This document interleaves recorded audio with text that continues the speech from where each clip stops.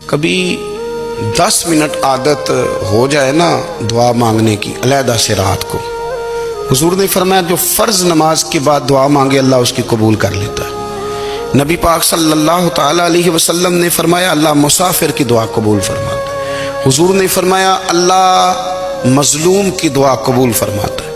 حضور نے فرمایا بیمار سے دعا کراؤ اللہ اس کی دعا قبول فرماتا ہے۔ میرے نبی پاک نے فرمایا ماں باپ جب بھی اولاد کے لیے ہاتھ اٹھائیں، ویسے تے بلے شاہ تو آسمانی اڑ دیا ہی پھڑ دیں، جڑا گھر بیٹھا انہوں بڑھیا ہی نہیں۔ حضور فرمانے لگے ماں باپ جب بھی اولاد کے لیے دعا فرمائیں اللہ ان کی دعا کو قبول کرتا ہے۔ آپ اپنا تعلق بنائیں دعا کے ساتھ، عبادت کے ساتھ، مصلی کے ساتھ رشتہ بنائیں، استغفار پڑھیں۔ صلاح الدین ایوبی صلیبی جنگوں میں تھے، رات کو مسجد اقصی میں نماز پڑھی تو پریشان تھے۔ ایک بزرگ سے ملاقات ہوئی تو وہ کہنے لگے کہ آپ بڑے پریشان ہیں۔ کہنے لگے حضور پریشان اس لیے ہوں کہ پہلے ہی مسلمان کمزور ہے، اب میں نے سنا ہے دشمن کا ایک بحری بیڑا وہ جنگی سامان سے بھرا ہوا آ رہا ہے، تو اب ان کے پاس اور تلواریں اور نیزے آ جائیں گے، مسلمانوں کے پاس پہلے ہی وسائل کی کمی ہے، پریشان ہو کس طرح کر کے مقابلہ کریں گے۔ یہ بات کہتے ہی صلاح الدین ایوبی نے بزرگوں سے کہا حضور آپ بھی دعا کرنا، دعا کی بڑی طاقت ہے۔ میرے نبی پاک نے فرمایا دعا مومن کا ہتھیار ہے، دعا مومن کا حضور نے فرمایا تقدیر کو سوائے دعا کے کوئی چیز نہیں بدل سکتی۔ دعا مومن کا ہتھیار ہے، یہ کافر کے پاس کوئی نہیں، یہ ہتھیار ہے مومن کا۔ اللہ کرے آپ کو سمجھ آئے، پھر سنیں کئی بار کہہ چکا ہوں یہ ہتھیار ہے۔ کافر کے مقابلے میں جو تیرے پاس سب سے بڑا ہتھیار ہے وہ دعا ہے۔ دعائیں کرانی چھوڑ دی، کرنی چھوڑ دی، لینی چھوڑ دی۔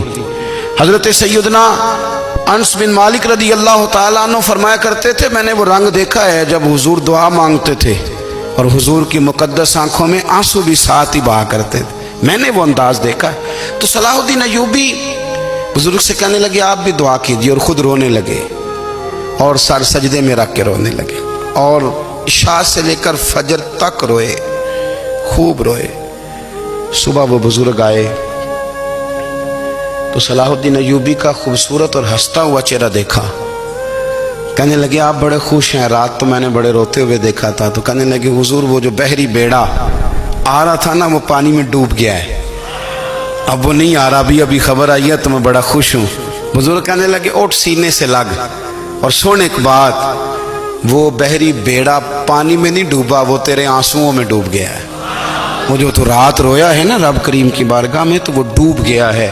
بھائی اپنا مصلی کا، عبادت کا، وظائف کا، اللہ اللہ کا سلسلہ اس کو مضبوط کرے، اپنی دعاؤں کے تعلق کو مضبوط کرے۔ دعائیں بڑے انقلاب برپا کر دیتی ہیں۔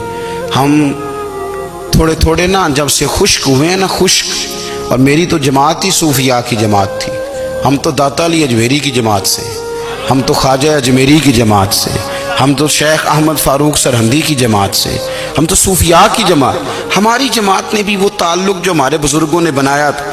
بزرگ اللہ کے قریب کیسے جاتا ہے؟ تو ہمارے یہاں نا بہت سارے لوگ کہتے ہیں جی نظر ہو گئی تو کام ہو گیا۔ بھائی جو بخاری مسلم میں طریقہ ہے نا اللہ کا قرب پانے کا وہ تو نفل ہے۔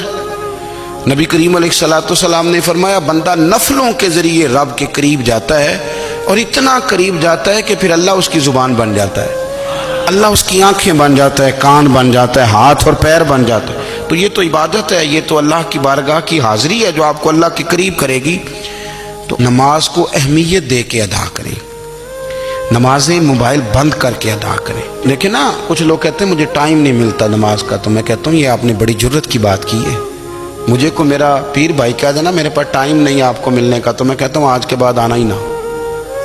میں تو کیا سمجھتا ہے تو بہت بڑا آدمی ہے، تیرے پاس ٹائم نہیں ہے اور ہمیں ملنے کا ٹائم، موج کر۔